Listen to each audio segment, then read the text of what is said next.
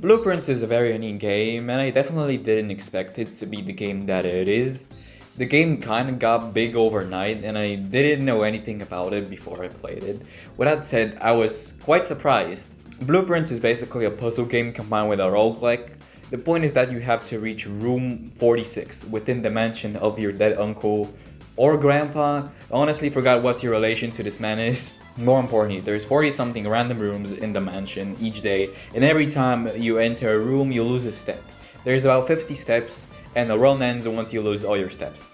The rooms aren't just simply randomized. Every time you're about to go into a room you have to choose between 3 rooms, and whatever room you choose is the room you go into. That's not all. Some rooms cost gems, which is a collectible you find around the mansion. Some rooms need to be unlocked with keys. Some rooms unlock extra rooms later down the run, and many more things. With everything and more, you get a more complicated house than the one in Hell Neighbor, and that's saying something.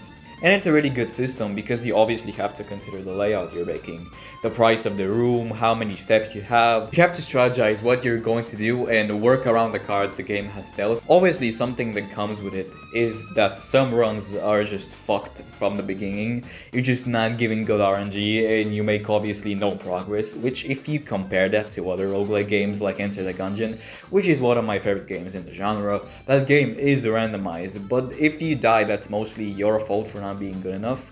Why with this, half the time you lose a run is because the game just fucks you over with its randomization, but that's not bad I guess, because everything is technically luck based and getting a good run is also based on luck.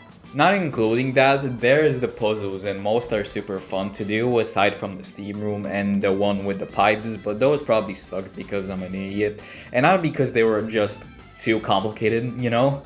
The good thing about them is that they stay solved, which saves you so much time. Not only do the puzzles stay solved, there's also some events in the game that last the whole day and things that carry over multiple runs, which feels great because that means that the game isn't not fully 100% RNG. The game was made over 8 years by Tonda Ross, influenced by the illustration book Maze, Solve the World's Most Challenging Puzzle, made by Christopher Manson.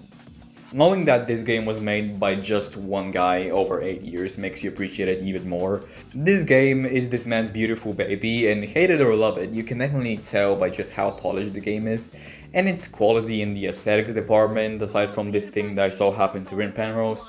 Block puzzle. Ow, my ankle! No. No. No. No. Try to press the button. I'd like to solve the puzzle! I'd like to solve the puzzle!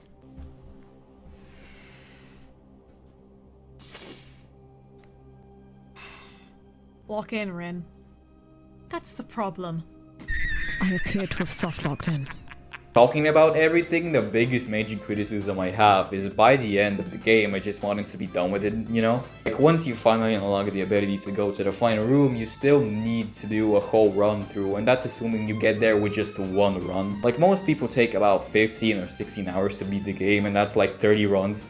Eventually when you have entered almost every room like 10 times, you just want to be done with the game, finally. Like finishing the game doesn't feel like, yay, I beat the game. It feels like, yay, it's finally over. That's why the system as a whole sometimes feels annoying. I entered the game addicted, but by the time I just had a few pieces of the puzzle left to solve, I went through the last few hours because I didn't want to leave the game unfinished. And beating the game is in the end, there is a long as hell post game with many mysteries around the mansion left to solve, and you bet your ass I'm not doing any of that. No mistake, the game is super unique and fun and addicting for someone who can push through the bad runs. And I am not that said person. That's why I'm not giving this game a 10, but an 8 out of 10.